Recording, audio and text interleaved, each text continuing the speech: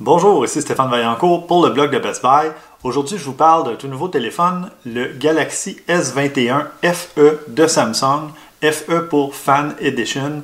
Donc, vous allez voir, c'est une édition spéciale du S21 qui a été lancée l'année dernière en plusieurs modèles.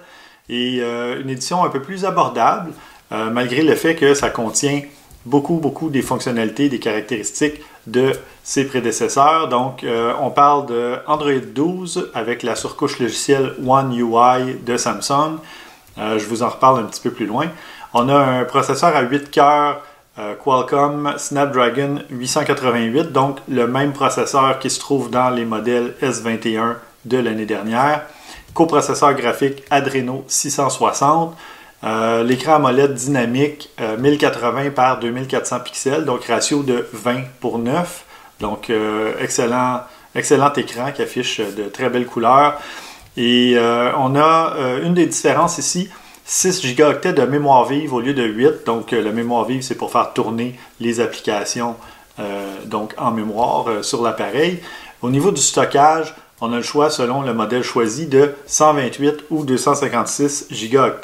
Et il y a un petit lecteur de carte micro SD où on met la carte SIM aussi. On peut mettre jusqu'à 1 Teraoctet de stockage supplémentaire. Donc, aucun problème du côté du stockage. C'est un appareil qui résiste à l'eau, donc IP68, résiste jusqu'à 1,50 m de profondeur, jusqu'à 30 minutes. Donc, parfait pour utiliser à l'extérieur sans problème. C'est compatible avec le Wi-Fi 6, donc toutes les itérations de Wi-Fi jusqu'au tout nouveau Wi-Fi 6. Et on a une batterie de 4500 mAh, donc qui offre une excellente autonomie. Dans le S21 l'année dernière, c'était une batterie de 4000 mAh, donc on peut s'attendre à une amélioration au niveau de l'autonomie. Par contre, je n'ai pas pu les comparer côte à côte parce que je n'ai pas de S21 sous la main. Donc, ce n'est pas un comparatif côte à côte, mais mes impressions en l'utilisant pendant plusieurs jours au quotidien, c'est ce que je vous livre. Donc, en tant qu'utilisateur, si je m'étais procuré cet appareil-là. One UI, je vous parlais de la surcouche logicielle.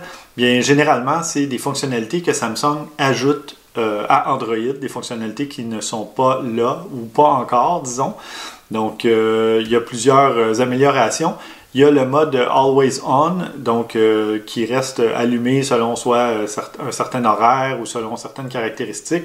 Maintenant, c'est possible de l'activer pour les nouvelles notifications. Donc, ça reste allumé tant que vous n'êtes pas allé voir vos notifications.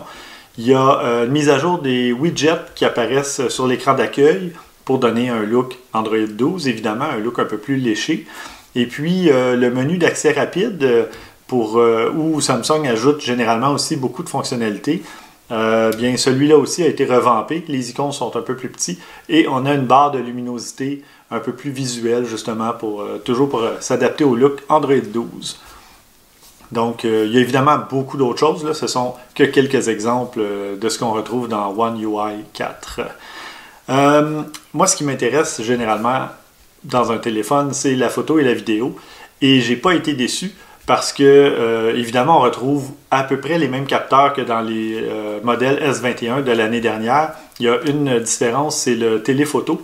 Mais commençons par le commencement et par la meilleure nouvelle, je dirais. Le capteur à l'avant, c'est un capteur de 32 mégapixels.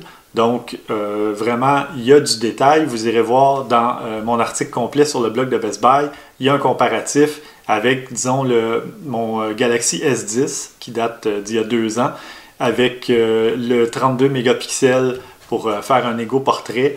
Et il y a toute une différence au niveau de la qualité, disons, de l'image. Et attention, donc, si vous avez des petites ridules, des boutons, des poils, ça va paraître si vous faites un gros plan. Donc, sinon, à l'arrière, on a un très grand angle, donc à 13 mm. On a le grand angle standard 26 mm. Ces deux-là sont à 12 mégapixels. Et on a le téléobjectif, téléphoto à 3x, donc 76 mm. Et celui-là, ben, la plupart, en tout cas, le grand angle 26 a une ouverture de f1.8. mise au point à pixels double et à détection de phase. Il y a la stabilisation optique aussi. Le très grand angle, c'est f2.2 l'ouverture. Et le téléphoto, c'est f2.4. Donc, évidemment, bon, plus on a un zoom, généralement, plus l'ouverture va réduire. Mais f2.4 pour un zoom 76 mm, c'est très bon. Donc, au niveau de la vidéo, et à l'avant et à l'arrière, on peut tourner de la vidéo 4K à 30 et 60 images secondes et de la vidéo 1080p à 30-60 images secondes. Dans le cas du capteur arrière, on peut aller jusqu'à 240 images secondes, donc faire des ralentis en 1080p, ce qui est génial. Et on a le super ralenti aussi à l'arrière, qui est du 720p à 960 images secondes. Et je vous montre à l'instant ce que ça peut donner un ralenti à 960 images secondes. Donc une vidéo qui prend environ 1 seconde et demie va prendre une quinzaine de secondes, 20 secondes à se dérouler. Donc c'est intéressant pour les petites séquences d'action. Ici, bon, c'était de la raquette, c'est pas un sport extrême, mais ça vous donne une idée quand même de ce que ça peut donner comme effet. C'est vraiment intéressant. Ça fait évidemment plusieurs modèles, plusieurs années que Samsung offre ça dans ses appareils, mais c'était pour souligner que c'est toujours présent et ça fonctionne toujours aussi bien. Les appareils photo sont compatibles HDR, donc ça fonctionne très bien aussi niveau HDR.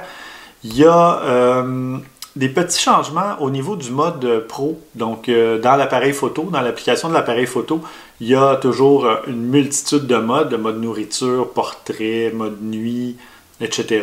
Il y a le mode Pro que j'aime bien parce qu'on peut fixer les paramètres pour prendre la photo comme on veut, donc vraiment avoir le contrôle dessus. Et là, il y a juste des petits changements au niveau des réglages personnalisables comme la saturation, le contraste, etc. Auparavant, il y avait une icône dans le bas de l'interface et maintenant l'icône est rendue en haut dans le coin parce que ça laisse place un peu plus aux fonctionnalités de base les plus importantes, disons, pour le mode manuel, le mode professionnel. Et on affiche maintenant le mode de mise au point qui était affiché auparavant en haut à droite. Maintenant, sur le bouton de mise au point, on a multi, centre ou manuel. C'est pas des nouvelles fonctionnalités, c'était déjà là, mais au moins c'est affiché. On le voit directement au bas avec tous les autres paramètres, donc un peu plus convivial. Et autre petit changement, plutôt que d'avoir une icône pour dire si vous êtes en mode très large avec beaucoup de petits arbres, en mode normal avec moins d'arbres, puis en mode gros plan avec un seul arbre, vous avez le chiffre pour vous dire le niveau du zoom. Donc, ça va être 0,5, 1 ou 3 pour 3x. Sinon, moi, ce que j'ai vraiment aimé de cet appareil-là, bien évidemment, le design qui est très similaire à un S21. Donc, comme je vous disais, il y a juste la coque arrière ou à peu près qui a changé. On a droit quand même à un superbe écran, un châssis en aluminium, donc l'appareil en main très solide, donc aucun changement à mon avis personnel de ce niveau-là parce que on le met de toute façon dans un étui et on ne voit pas vraiment la coque et on le protège mieux de toute façon. Sinon, je parlais bon, de l'écran. D'ailleurs, l'écran qui vient avec le mode de couleur vif qui est activé. Et là, les couleurs sont trop saturées. J'ai aucune idée pourquoi Samsung met ça par défaut. Moi, je l'ai remis au mode naturel ou neutre.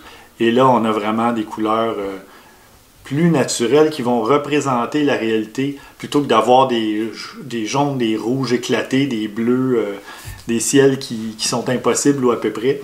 Donc, parce que ça peut aussi influencer quand vous prenez de la photo, des photos et des vidéos, vous allez voir des couleurs plus vives que ce qu'elles sont en réalité.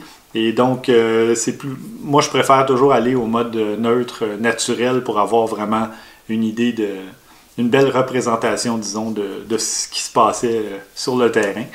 Donc, sinon aussi, on a, j'aime beaucoup les 4 objectifs. Bravo à Samsung pour l'objectif avant, le capteur avant à 32 mégapixels, qui donne vraiment des meilleurs selfies et qui prend les photos dans un plus grand angle aussi. Sur certains modèles précédents, on pouvait dire le mode normal ou le mode grand angle. Ça pouvait déformer un tout petit peu les rebords, mais cette fois-ci, c'est en mode grand angle par défaut. Et donc, on a moins besoin d'éloigner le téléphone pour faire son selfie, son égo-portrait. Donc, c'est très bien de ce côté-là. La résistance à l'eau, toujours pratique pour éviter des problèmes, des mauvaises surprises. Si jamais le téléphone, vous l'échappez dans une flaque d'eau ou de slush en plein hiver. Donc, toujours une bonne chose d'avoir cette homologation-là. Et très bonne autonomie au niveau de la batterie. Donc, à 4500 mAh, on n'a pas à se soucier de l'autonomie pendant une journée de travail ou de loisirs. Et par contre, ce que j'ai moins aimé, il y a le retrait de la prise casque, évidemment. Comme c'est la tendance, c'est pas uniquement Samsung ni à cause de ce modèle-là, mais évidemment, pour offrir un appareil avec un prix un peu plus abordable, un peu plus alléchant, il faut couper à certains endroits. Donc, pas de prise casque. La charge rapide, c'est compatible avec la charge rapide, mais c'est un maximum de 25 watts. Donc, il y a des appareils qui vont à 35 watts ou peut-être plus. Celui-là, 25 watts maximum. Donc, bon à savoir parce qu'il n'y a pas de chargeur inclus dans la boîte pour évidemment aussi couper dans les coûts le plus possible. Donc, quand vous irez, si vous procurez ce téléphone et vous avez besoin d'un chargeur, ça ne donne pas grand-chose d'acheter un chargeur de plus de 25 watts parce que ce n'est pas compatible à ce niveau-là.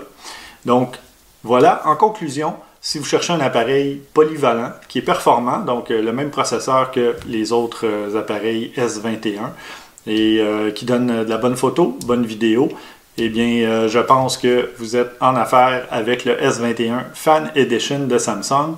Je vous invite à aller voir toutes les caractéristiques techniques et d'autres photos de produits pour lire ma critique complète sur le blog de Best Buy.